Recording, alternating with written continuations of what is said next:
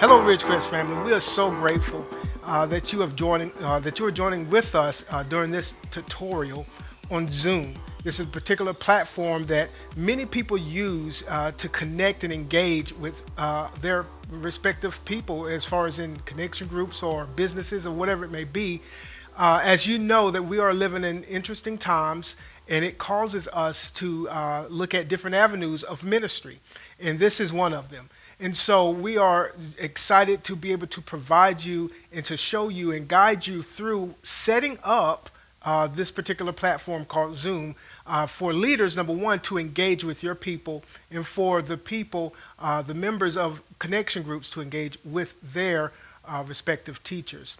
So what we're going to end up doing, Chase is going to come up and he's going to guide you through this process, and we're going to hope that it'll be a seamless transition for you guys as far as your classes go. Thank you, and God bless. Ridgecrest family, as James has mentioned, we are excited to be able to give you this tutorial today to help you understand more about Zoom. And again, our heart for you in understanding this is to be able to connect virtually with your groups, because we continually in this time, as we're separated, still want to engage with one another. And so there's two sides to understand today when you think about Zoom. For you, maybe you're just a participant in a group, or maybe you're a leader. And I want to help both sides of that so that we can engage. For those that are leaders, setting up meetings. For those of you that are just a participant in a group, the way to join a meeting. So first and foremost, what you have to do, just like any other really online application, you have to sign up. So in the top right corner, you can see up here it says sign up. It's free, and we're thankful that it's free. So you click that. You'll go in after you do that, and you have to fill out some information. So you type in here your birth date, and you fill in this information for your birth date, and then you will hit continue. Again, this is signing up. You come in and you add your email address. You want to give a valid email address because you'll need this email to access your account. You have to do what's called the code here to make sure you're not a robot. We don't want anyone to be a robot. And you hit sign up. And then what you receive as you're signing up for Zoom is a information piece that says we've sent an email to your email address.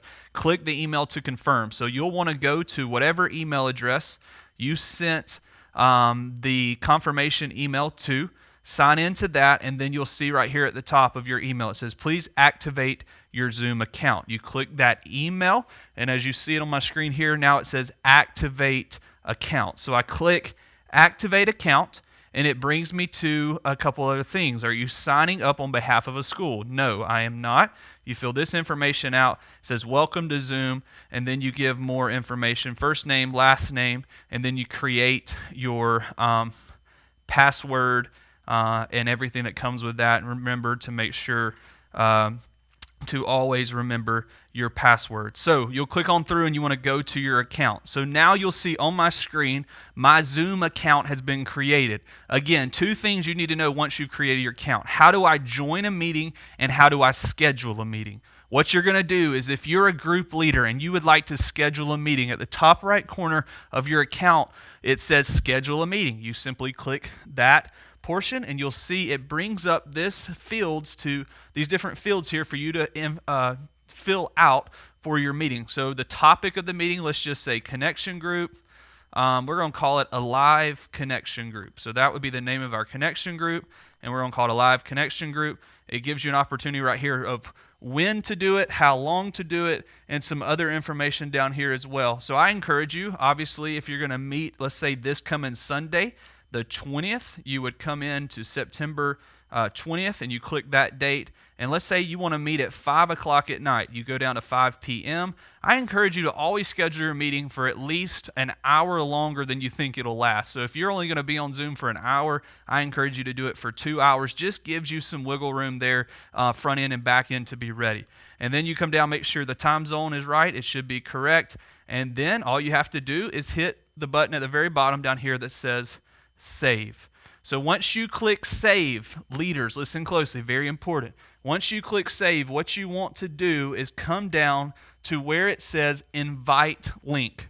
This is how you're going to let your group understand how to access the Zoom meeting. And what you want to do is on the right side, it says copy invitation. So if you click copy invitation, it's going to say this: copy meeting invitation. For every Zoom meeting, there's something called the meeting ID and also the meeting passcode. You need both of those to access the Zoom meeting. And if you are a leader, you need to make sure your people have both of those. There's no way they can get on the Zoom meeting without accessing both of the meeting ID and the passcode. So right here in the meeting invitation, here is the meeting ID and the passcode. So a simple thing to do is to highlight those two things, copy those two things as you've highlighted it, and you can go to your email, you can do a new email, and you can paste those two meeting IDs in an email and passcode in there, and you can send an email out to your entire group. You can also email it to yourself,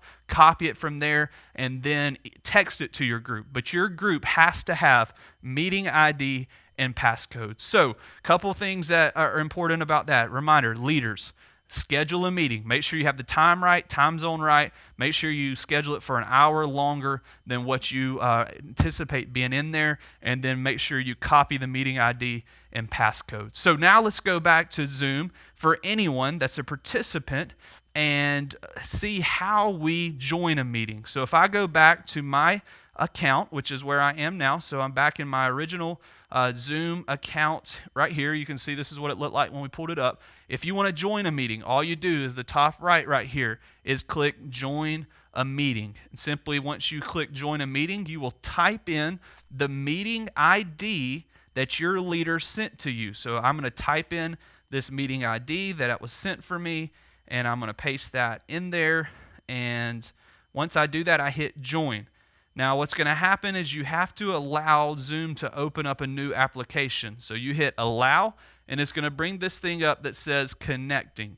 And once it brings up connecting, what it will then allow you to do is type in your password. And then all you want to do once you type in your password is the person that created the meeting will allow you in. So if you're a host of the meeting and you created the meeting, you will allow your group members in. And so again, let's go back for just a brief moment. It's not going to allow me to bring this up because this is a meeting that's not current and not happening right this minute. So what you need to do, again, if you are trying to access a meeting, is click in the Zoom platform here and click join a meeting, type in that meeting ID and passcode. So those are the two important things to understand for a group leader, how to schedule a meeting, and for a group participant, how to join a meeting. So we encourage you today to utilize Zoom. It's a great opportunity to reach out to your group. It's not like being in person in the same room with one another, but it is an opportunity for you to meet together, see each other face to face as far as visually and virtually